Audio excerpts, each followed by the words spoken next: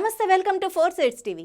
రాష్ట్రంలోని అన్ని శాసనసభ, లోక్సభ స్థానాలకు బీఎస్పీ అభ్యర్థులు పోటీ చేస్తున్నారని రాష్ట్ర కోఆర్డినేటర్ పూర్ణచంద్రరావు తెలిపారు.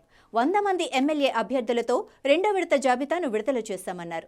బీఎస్పీ రెండో జాబితా విడుదల సందర్భంగా ఆ పార్టీ రాష్ట్ర కోఆర్డినేటర్ పూర్ణచంద్రరావుతో ముఖాముఖి. బహుజన పార్టీ రాష్ట్ర వ్యాప్తంగా ఎంపీ ఎమ్మెల్యేల అభ్యర్థులను ఈరోజు తిరుపతిలో ఇక్కడ ప్రకటించడం జరిగింది. రాష్ట్ర నాయకులు పూర్ణచంద్రరావు గారు ఈ కార్యక్రమంలో పాల్గొని ఈ ఎంపీ ఎమ్మెల్యే అభ్యర్థులకు వారికి అవగాహన కార్యక్రమాన్ని నిర్వహించడంతో పాటు వారు ఎన్నికల నియమావళిలో తీసుకోవాల్సిన జాగ్రత్త కూడా వివరించడం జరిగింది.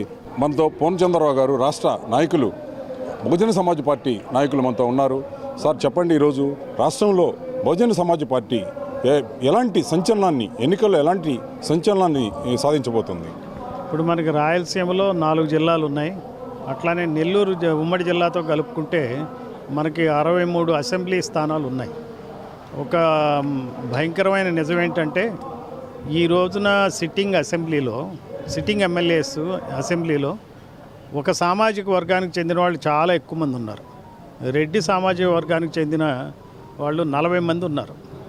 వాళ్ళు 10% కూడా లేదు వాళ్ళ జనాభా శాతం. అయితే ఒక ఎస్టీలకి ఏ రకమైనటువంటి ప్రాతినిధ్యం లేదు. ఈ 63 జిల్లాల్లో, 63 నియోజకవర్గాల్లో, రాయలసీమ జిల్లాల్లో ఎస్టీలకు ఒక్క సీటు కూడా లేదు. ఇక్కడ ఎరుకల వాళ్ళు ఉన్నారు, యానాది వాళ్ళు ఉన్నారు, చెంచూస్ ఉన్నారు, సుగాలీలు ఉన్నారు.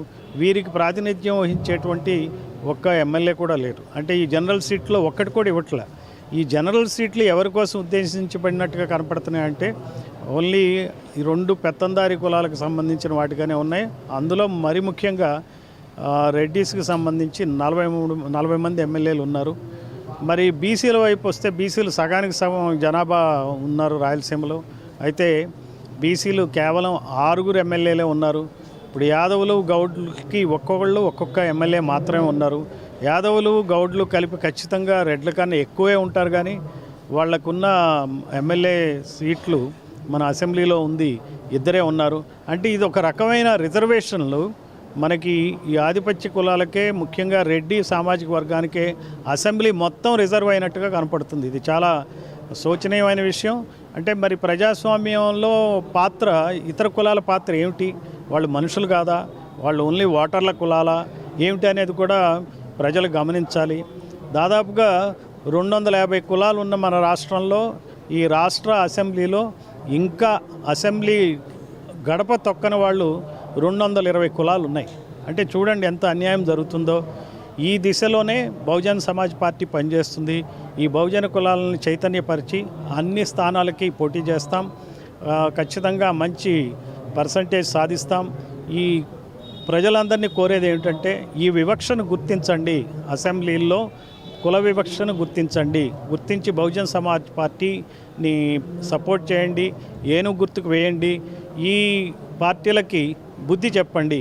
ఇదే మా యొక్క విజ్ఞప్తి మొత్తం ప్రజలందరికీ, మన రాష్ట్ర ప్రజలందరికీ మా విజ్ఞప్తి బహుజన సమాజ్ పార్టీ తరఫున.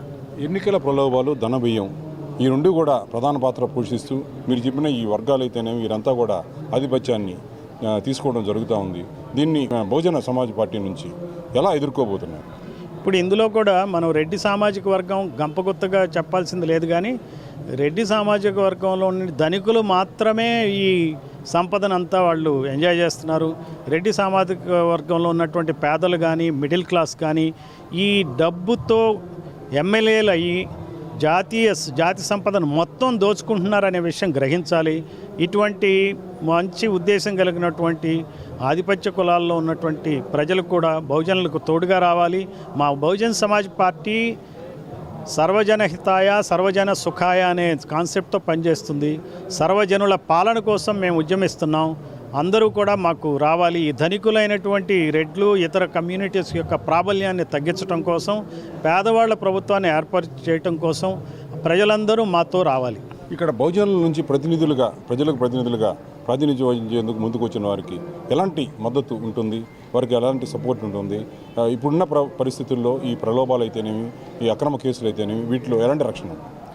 సో బహుజన పార్టీ ఎప్పుడైతే ఓట్ల శాతం పెంచుకోగలుగుతుందో ఖచ్చితంగా ఇటువంటి అవినీతి కార్యక్రమాలకి చట్ట వ్యతిరేక కార్యక్రమాలకి కళ్ళెం వేయటం జరుగుతుంది.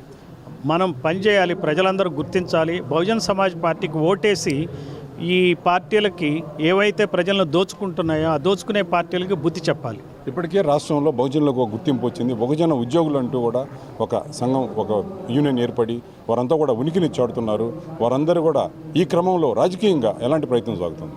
బహుజన ఉద్యోగులు మరి ముఖ్యంగా గమనించాలి. ఒక సెక్రటేరియట్లో కూర్చుంటే సెక్రటేరియట్లో ఏ ప్రభుత్వం అయితే ఉంటుందో, ఏ కులానికి సంబంధించిన ప్రభుత్వం ఉంటుందో ఆ కులానికి సంబంధించిన వ్యక్తినే ఆ సెక్రటేరియట్ ఎంప్లాయీస్ అధ్యక్షుడిగానో సెక్రటరీగానో ఎన్నుకుంటారు. అలా వివిధ ఎంప్లాయీస్ అసోసియేషన్లో ఈ బహుజన ఉద్యోగులు 95% ఉంటారు. వీళ్ళందరూ కూడా ఈ అప్పటి ఉన్న ప్రభుత్వం ఏదైతే కులం ప్రభుత్వం ఉందో ఆ కులానికి దగ్గరగా ఉండాలనే ఉద్దేశంతో కులానికి సంబంధించిన వ్యక్తినే వాళ్ళ నాయకుడిగా ఎన్నుకుంటున్నారు. అయినప్పటికీ వాళ్ళ పప్పులేం ఉడకట్లేదు, వాళ్ళకి కావాల్సిన డిమాండ్లు సాధించుకోలేకపోతున్నారు. సిపిఎస్ రద్దు కావట్లేదు. కాబట్టి బహుజన ఉద్యోగులు గుర్తుపెట్టుకోవాలి, మీరు బహుజన్ సమాజ్ పార్టీ సిద్ధాంతాన్ని అర్థం చేసుకుని బహుజన్ సమాజ్ పార్టీకి అనుబంధంగా పనిచేయండి, ప్రజల్ని మేల్కొల్పండి.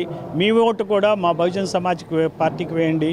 మేము మిమ్మల్ని ప్రజలందరినీ అడగటానికి మాకు విస్తృతమైన యంత్రాంగం లేదు, మాకు మాయ చేసే మీడియా లేదు, మాకు ఏ రకమైనటువంటి అంగబలం కానీ అర్ధబలం లేదు. ఓటర్లమే మేమంతా. కాబట్టి ఓటర్లందరూ సహజమైనటువంటి చైతన్యంతో పోలింగ్ బూత్లోకి వెళ్ళి అక్కడ ఏనుగు గుర్తు కనపడంగానే ముద్ర వేసినట్టయితే, బటన్ నొక్కినట్టయితే ఖచ్చితంగా ఈ మాయ ప్రభుత్వాల యొక్క, దోపిడీ ప్రభుత్వాల యొక్క ఆట కట్ అవుతుంది. ఇక్కడ మనం చూస్తున్నట్లయితే బహుజనులు రాజ్యాధికారాన్ని పొందేందుకు ఒక సువర్ణ అవకాశంగా బహుజన సమాజవాది పార్టీ అభ్యర్థులుగా ఇక్కడ ప్రాతినిధ్యం వహించే వారికి మద్దతుగా నిలవాలని రాష్ట్ర నాయకులు పూర్ణచంద్రరావు ఇక్కడ పిలుపునివ్వడం జరిగింది. ఈ మేరకు తిరుపతిలో నెల్లూరు, రాయలసీమకు సంబంధించిన జిల్లాలు, నెల్లూరు జిల్లాకు సంబంధించిన ఎమ్మెల్యేల ప్రతినిధులకు ఇక్కడ అవగాహన కార్యక్రమాన్ని నిర్వహించి వారిలో ఒక చైతన్యాన్ని నింపడం కూడా జరిగింది.